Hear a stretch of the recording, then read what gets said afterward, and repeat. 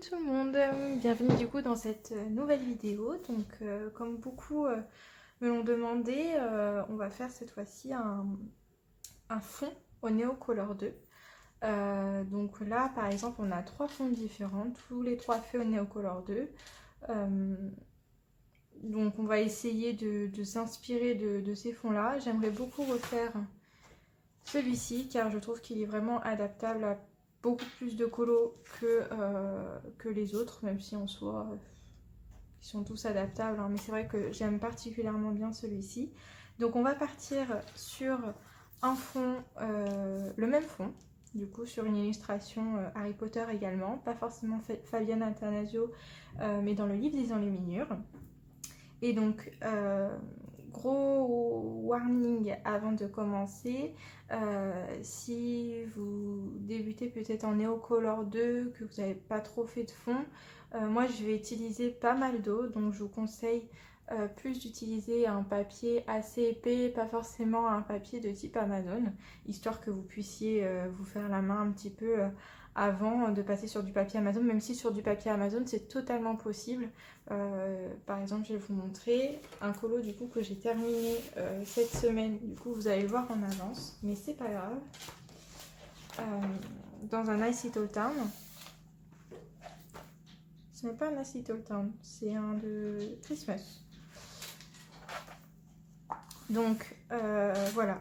Donc ça, celui-ci, je l'ai fait, je sais plus quand, j'ai fini cette semaine.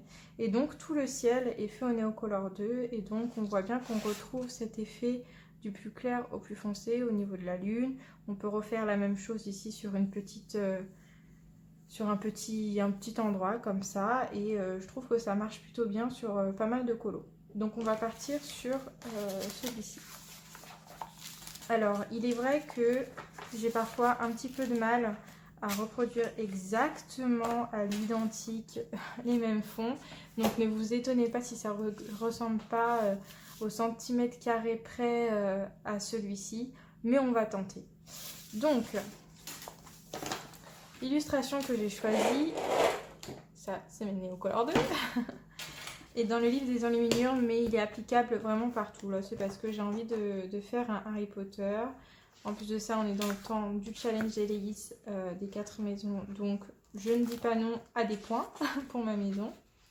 Et donc, on va partir sur quelque chose d'assez ressemblant en termes d'illustration sur Severus Rogue. Donc, je ne sais pas si vous voyez bien. Ouais, si vous voyez bien. Donc voilà, on va partir sur Severus Rogue. Donc, au niveau des couleurs, quel que soit le fond que vous voulez faire, du moins la couleur que vous voulez faire, si vous voulez quelque chose de ressemblant comme ça, ou même comme celui-ci également, oui, il vous faut un Neocolor noir et blanc, tout le temps. Voilà. Ensuite, selon la couleur que vous voulez faire, soit vous rajoutez 2 ou 3 couleurs. Moi ici, je vais en prendre que 2. Je vais prendre, c'est pas ce vert-là. Ce n'est pas ce vert-là. Dans tous les cas, vous pouvez prendre du bleu, vous pouvez prendre du... C'est celui-ci. Vous pouvez prendre du rose, du rouge. Enfin voilà, tiens, voilà, regardez. Ça, c'est le nombre de Neocolor 2 que j'ai. Et pour vous dire que moi, j'ai commencé avec 3 Neocolor. Un blanc, un bleu foncé et un bleu clair. Donc vraiment, il n'y a vraiment pas besoin d'avoir... la boîte des 84 ou des, je sais plus combien il y en a pour commencer le Neocolor avec 4 ou 5 Neocolor d'une même couleur, enfin d'une même gamme de couleurs, on peut faire plein de choses. Donc je disais le blanc, le noir. Ici je vais prendre le bleu verdâtre, donc c'est le 190. Si vous entendez des bruits derrière, c'est mon chat. Je vous en ai parlé de Sia. Là c'est sa période de folie. Ensuite le vert véronèse, donc le 201. Et donc, on va y aller. J'ai oublié de prendre une feuille de protection. Je vais en chercher une.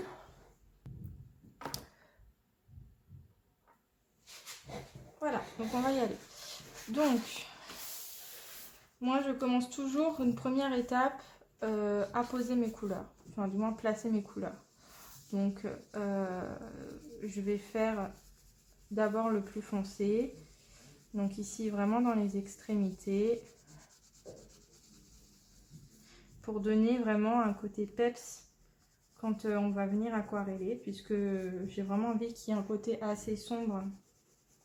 Puis vraiment un côté assez clair. Je sais pas si je suis très claire, mais... mais bon, j'espère que vous comprendrez. Donc j'y vais hein, au niveau du néocolor, hein, j'applique. Faut pas avoir peur d'en appliquer, c'est fait pour. C'est pas... on peut y aller quoi. Moi j'y vais pas de main morte, de la main morte, je sais pas comment on dit. Donc voilà, on y va. Hop. Moi je fais vraiment sur les extrémités. Hop. Ensuite, je viens avec ma deuxième couleur la plus claire et puis je vais faire exactement la même chose. Mais hop. Voilà. Je peux rentrer un peu dans mon noir. De toute façon, il va y avoir une deuxième étape. Donc pour l'instant, c'est vraiment l'étape où je pose mes couleurs. Voilà.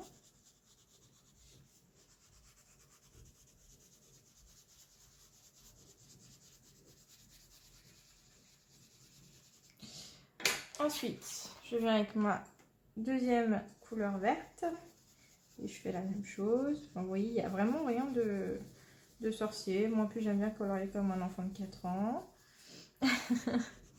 Donc, on y va. C'est hyper détente, sans prise de tête. Et donc là, ce que je vais faire, c'est que je ne vais pas aller jusqu'au bout de l'illustration parce que je veux vraiment qu'il y ait quand même un côté assez lumineux. Et j'oublie pas mon blanc. Alors, comme ça, on dirait que ça sert à rien, mais ça peut faire changer les choses. Donc ça, c'est ma première étape. La deuxième étape, ça va être une deuxième couche, tout simplement.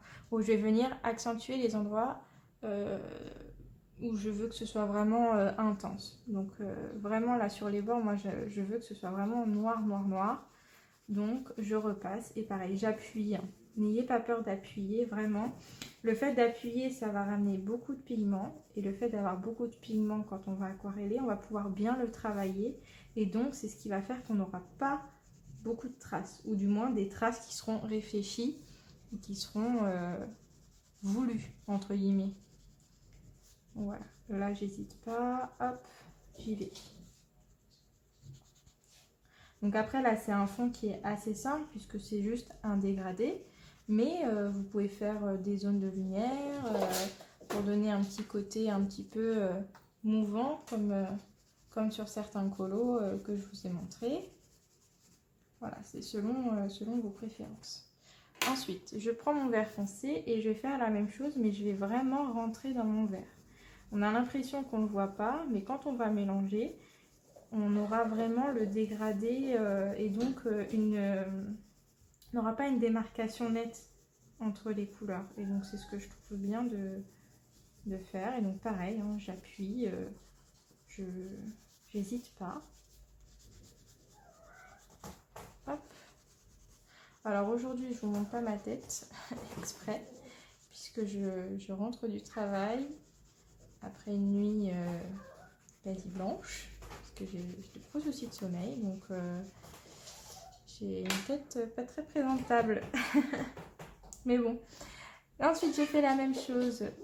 Messia, tu te calmes. Pas possible ce chat. Je fais la même chose avec mon vert plus clair. Donc vous voyez, on voit bien que je dégrade. Hein. Franchement, on le voit. Moi, je le vois. J'espère que vous le voyez. Et donc, voilà.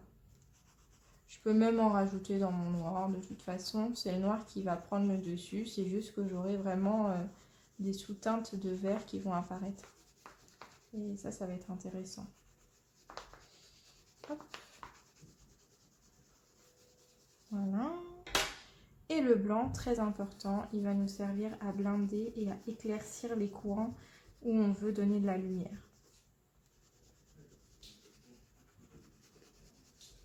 Voilà, si vous voulez donner de la lumière dans ce coin-là, eh bien j'aurais fait un rond comme ça, avec mon vert foncé, puis mon vert clair et du blanc au milieu. Par exemple, ça peut être une idée. Donc là, je vais vraiment venir limite blender. Si je dépasse un peu, c'est pas grave. De toute façon, je dépasse tout le temps. Donc voilà, là, on se rend compte que c'est pas très beau. Hein. On dirait un coloriage d'un enfant. Mais vous allez voir que ça va changer. Donc moi, je prends un pinceau à réservoir d'eau et je me rends compte qu'il n'y a plus d'eau. Donc je vais aller le remplir tout de suite. Donc voilà, j'ai rempli mon pinceau à réservoir d'eau. Donc je crois que celui-ci vient de chez Lidl. J'avais trouvé un pack de 3 pinceaux et je les aime bien parce qu'en fait, ils délivrent un grand débit d'eau. Et pour les néocolores, je trouve ça hyper cool. Donc, et ben c'est parti. Donc toujours avoir son chiffon à côté pour essuyer le pigment. Et puis moi j'aime bien commencer par le plus foncé. Parce que comme ça, il ne va pas s'effacer ou on ne va pas trop le dissoudre avec les couleurs les plus claires. Et donc on aura vraiment ce côté noir que je recherche. Si en revanche vous voulez un côté un peu plus pâle, vous pouvez commencer par le côté le plus clair. Il y a plein de techniques, je n'ai pas la technique unique. Il y a énormément de méthodes possibles que plusieurs d'ailleurs colorieuses montrent sur leur chaîne YouTube. Hein. Par exemple Zazou, il me semble qu'elle en a fait. Je crois qu'il y a Camille Coloriage, il me semble. Enfin, vous pouvez aller voir, il y a énormément de techniques. Moi, je vous montre un petit peu ma méthode à moi. Je me suis beaucoup aidée au début de tutos qu'on trouve sur YouTube. Mais voilà, principalement les tutos, il me semble, de Morgane, puisque je crois qu'elle en avait fait un au tout début. Ensuite, il y a eu Audrey Mode que j'ai regardé, mais je commençais déjà à bien maîtriser. Donc voilà, il y a vraiment du choix. Et donc je ne sais pas si vous voyez, mais on aperçoit le fameux vert foncé qu'on a inséré comme sous-teinte du noir. Et donc là, je fais des petits ronds et je viens aquareller. Et on voit que là, il n'y a pas de démarcation parce que je suis venue au préalable avec mon néocolore mélanger mes couleurs à sec. Ou du moins, il y en a très peu de démarcation. Donc voilà. Et là, je commence à arriver vers la partie la plus claire. La chose que j'aime bien faire, j'essuie mon pinceau, je ne veux plus de pigment, je rajoute de l'eau pour qu'il soit vraiment humide et je vais partir du côté le plus clair jusqu'à rejoindre ma partie foncée. Alors là, je me dis que j'ai peut-être pas mis assez de vert sur ce coin-là, mais bon, je pourrais revenir travailler après. Ce qui est vraiment chouette avec les néocolores, c'est qu'on a la possibilité de venir retravailler à foison. Certes, il faut que le papier supporte l'eau, mais on peut venir retravailler à plusieurs reprises sans souci. Donc voilà. Donc je fais cette première partie d'abord vraiment explicative, et puis après, je vous laisserai en musique sur l'autre partie. Donc voilà. Et là, on a notre fameuse démarcation. J'essuie mon pinceau, je le rince bien, je remets un petit peu d'eau. Et là, ce qui va être intéressant de faire, c'est de faire la jonction. Avec, vous voyez, hein, je ne lésine pas sur l'eau. Donc je vais faire des petits ronds, voire tapoter à certains endroits.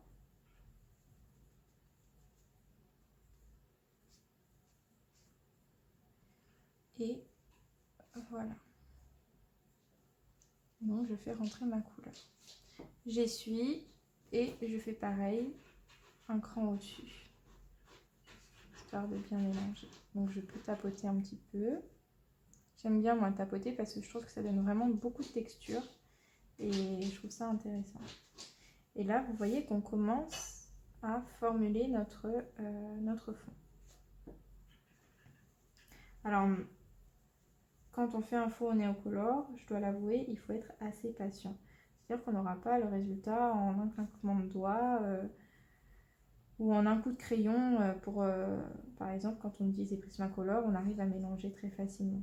Et néocolore, c'est vraiment un matériel qui va se travailler. Et donc, il faut être assez patient. Donc là, je vais m'arrêter là pour ce point-là. Je vais faire exactement la même chose de l'autre côté. Hop.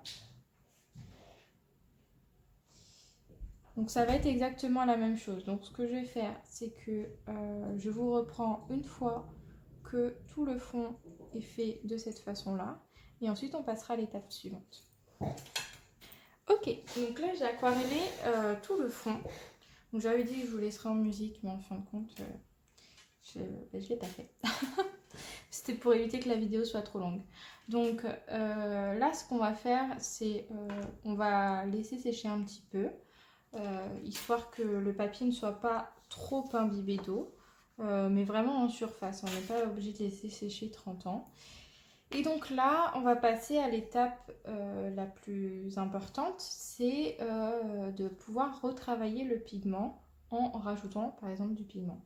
Donc ce qu'on fait, c'est que soit vous prenez une planche à découper, vous savez, un peu rêche, on peut gratter les néocolores. Moi j'en ai pas, mais sur ma palette de peinture, je la retourne, ça marche très bien sur le plastique. D'ailleurs je l'avais déjà fait. Donc très important cette étape de ne pas prélever sur le néocolore, c'est ce que l'on m'a informé, puisque finalement ça paraît un petit peu logique quand on y réfléchit. Moi je le faisais la première, mais je vais arrêter de le faire. Quand on prélève le pigment sur le néocolore, l'eau va s'infiltrer dans la craie, et donc forcément ça va le détériorer beaucoup plus rapidement que si on ne le faisait pas. Donc bon, ça coûte rien de faire comme ceci. Donc on va appliquer nos 4 couleurs sur la palette, comme ceci. Je vais mettre là.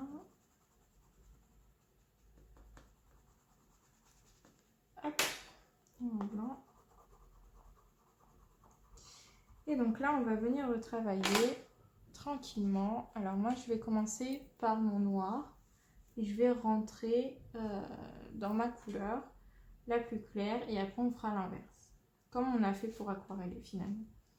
Donc là, et en fait, je vais venir en tapotant. Donc toujours avec un pinceau bien imbibé d'eau. Hein. Faut y aller en eau, hein. Donc sans pour cela bien sûr inonder la feuille. Hein. Mais il faut pas se restreindre en eau. Et donc là, je vais venir en tapotant, en essayant de venir mélanger avec mon pigment vert foncé. Vous voyez, ça commence à prendre forme.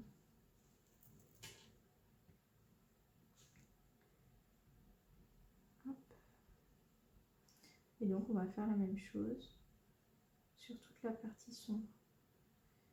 Donc le fait de venir tapoter, c'est ce qui va donner cet aspect un petit peu de texture fumée ou magique, ou je sais pas, appelez ça comme vous voulez. Mais ça donne de la texture et je trouve ça très joli pour un fond. Moi j'aime beaucoup le refaire. En plus de ça, c'est de la patouille, ça me détend. Que du bénéf. Voilà. Donc là, j'ai fait ma partie foncée. Je vais prendre du coup mon vert foncé et cette fois-ci, je vais essayer de venir faire une petite transition en faisant des choses un petit peu inégales parce que je pense que vous le voyez, la réalité n'est jamais parfaite et ce qui donne un côté sympa, réaliste, ce que vous voulez. Donc j'essuie mon pinceau quand je change de zone, de couleur, c'est important. Donc je disais oui, ce qui donne un côté assez sympa et joli, c'est parfois l'inégalité. Et donc le fait d'avoir quelque chose où on a des traces, c'est très joli aussi.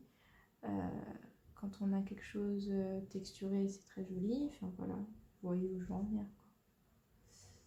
Donc voilà, et je vais essayer petit à petit de rentrer dans ma deuxième couleur, donc c'est le vert de Véronèse. Donc là je vois que je commence à faire trop de traces, j'essuie mon pinceau, je le rince bien et je reviens à blanc donc sans eau, enfin sans pigment. Et je retravaille en tapotant doucement, histoire de faire rentrer ma couleur tranquillement. Là ça me semble correct, je vais venir avec mon vert de Véronèse. Et je vais faire la même chose. Je rentre dans ma couleur un peu plus foncé. Et je vais venir étaler le pigment vers l'intérieur. Hop, je prends un petit peu.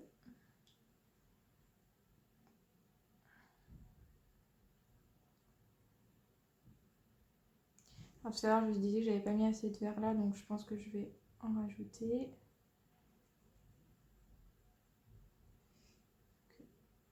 Effectivement, je trouve que j'en ai pas mis assez. Hop.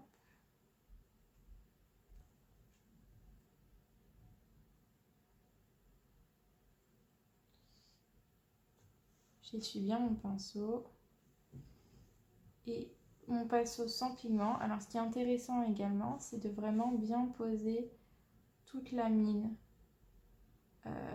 du pinceau. C'est ce qui fait qu'on va vraiment pouvoir bien dégrader, puisque ce côté de la mine, il n'y a pas de pigment, c'est que de l'eau. Donc forcément, ça va venir rajouter de l'eau au haut de mon pinceau. Je ne sais pas si je suis claire. Ce qui fait qu'on va vraiment pouvoir fondre bien les couleurs. Vous voyez, on n'a plus trop de traces. Et donc, je vais faire la même chose avec mon vert un peu plus clair. Et après, c'est de l'ajustement. Selon ce que vous souhaitez avoir, si vous voulez quelque chose de plus intense, de moins intense, de plus bleu, de moins bleu, de plus noir, enfin peu importe, vous rajoutez le pigment que vous voulez qui apparaisse en majorité. Moi ici, j'ai du mal à voir avec le reflet de la lumière. Ouais. Moi ici, je vois que je suis plutôt pas mal dans le résultat que je voulais. J'ai parfois des zones de blanc, donc je vais venir ajouter du vert, le véronèse, sur mes zones où je vois qu'il y a un petit peu de blanc.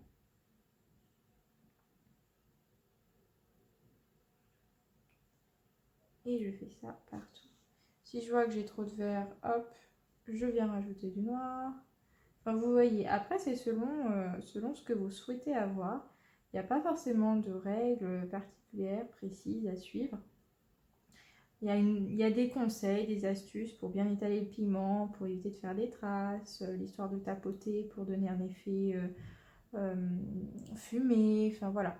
Il y a plusieurs techniques comme ça, mais en soi, après, c'est vous qui agrémentez selon vos envies. Et voilà. Moi, je trouve que là, c'est plutôt pas mal. Maintenant, je vais prendre mon blanc. Le blanc, c'est ce qui va me servir de point de lumière. Donc moi, je veux vraiment qu'il y ait de la lumière près du visage de Rogue. Et donc là, le blanc, ce qui est intéressant, c'est que si c'est pas totalement fondu, s'il reste des traces, c'est pas grave, parce que c'est ce que, pour moi, c'est ce qui va faire vraiment toute la lumière. Donc s'il y a un petit peu de traces, pour moi, c'est pas problématique. Vous voyez? Et voilà. Et donc pour moi, ce côté-là est plutôt fait. Après, à voir si je reviens retravailler par-dessus. Vous voyez la différence entre ces deux parties-là. On a vraiment ici quelque chose de plutôt fondu, comparé à là où c'est vraiment très démarqué. Et donc là, je vais faire la même chose de l'autre côté. Je vais regarder si vous voyez toujours bien. Et c'est parfait. Et donc là, je vais faire la même chose de l'autre côté. Et comme c'est une partie assez délicate, cette fois-ci, je vous laisse en musique.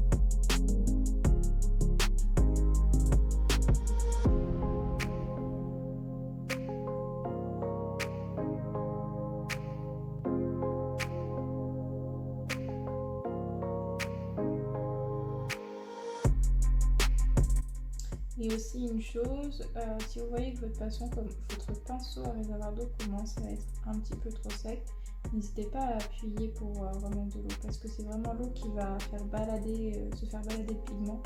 Non, ça veut rien dire. Faire que le pigment va se balader, c'est mieux. Et donc c'est ce qui fait qu'on va avoir un bon mélange. Donc pour moi c'est assez important cette étape-là d'appuyer un petit peu pour vraiment qu'il y ait de l'eau qui passe. Alors ça marche totalement avec des pinceaux simples, enfin simples, classiques, pas forcément réservoir d'eau. Peut-être juste prendre une pointe moyenne. Je ne sais pas exactement quelle taille en numéro, mais ça doit se trouver.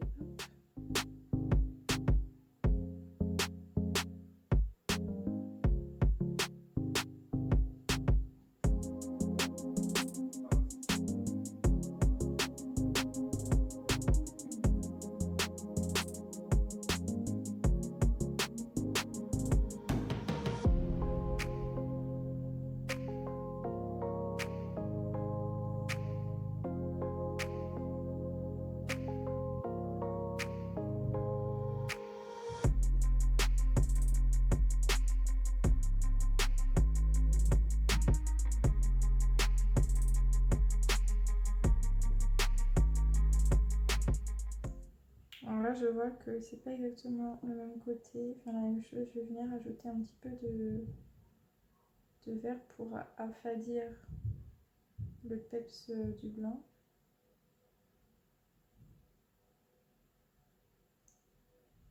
Voilà.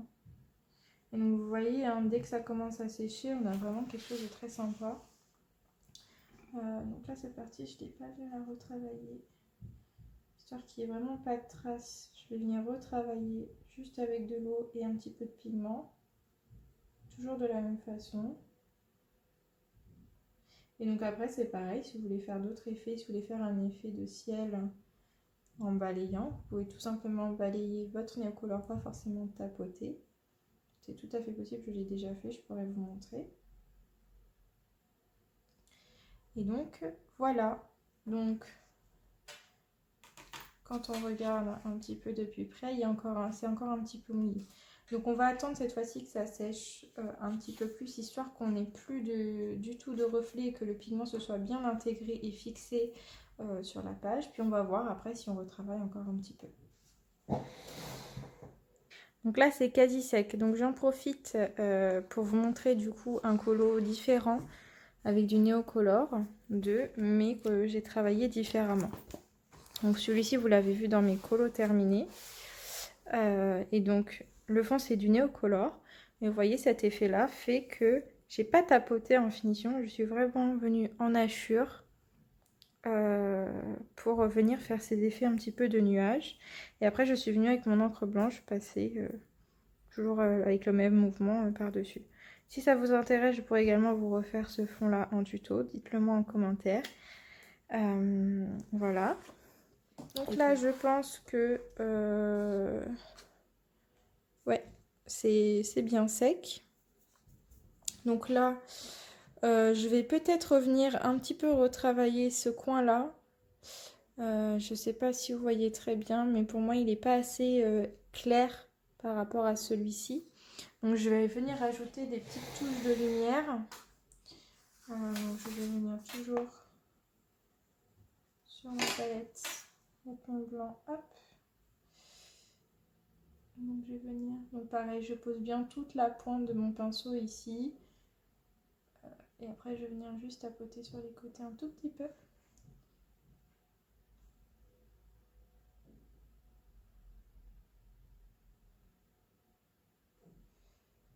Hop, j'essuie bien et je vais venir fondre. Après c'est toujours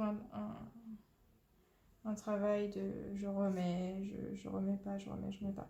C'est jusqu'à arriver à un résultat qui vous satisfasse. Faire attention si vous avez un papier plutôt fin, bien laisser sécher pour éviter de faire des trous. si vous faites sur un papier fin. Ici, moi, je ne me fais pas de soucis parce que le papier du livre des enluminures est très bien. Mais si vous faites sur un papier assez fin, entre chaque étape de retravail, ou quand on retravaille le pigment, bien laisser sécher pour pas faire de trous. Ce serait dommage de faire un trou. Donc voilà pour ce fond. Pour moi, il est très bien comme ça. Moi, ça me convient. Après, à voir si vous souhaitez le retravailler davantage. Et donc après, je vais venir, vous l'avez compris au bruit, avec mon Posca blanc, faire des petits points de lumière comme j'ai fait pour Drago. Donc ça, c'est optionnel. Hein. C'est selon ce que vous voulez faire. Moi, c'est vrai que j'aime beaucoup faire ça parce que je trouve que ça donne vraiment un petit côté magique. Et j'aime beaucoup. Donc, on va faire les petits points.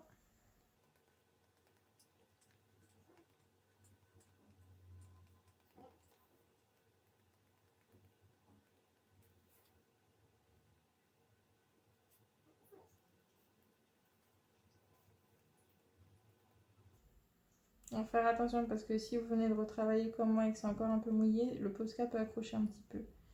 Donc, faites doucement. Ou alors, si vous n'êtes pas aussi impatiente que moi à cette étape-là, bah, attendez que ça sèche bien pour faire les points. Et voilà, pour moi, ce fond est terminé. N'hésitez pas à me dire ce que vous en pensez. Donc, vous voyez ici, on a essayé de reproduire le fond que j'avais réalisé sur Draco Malfoy.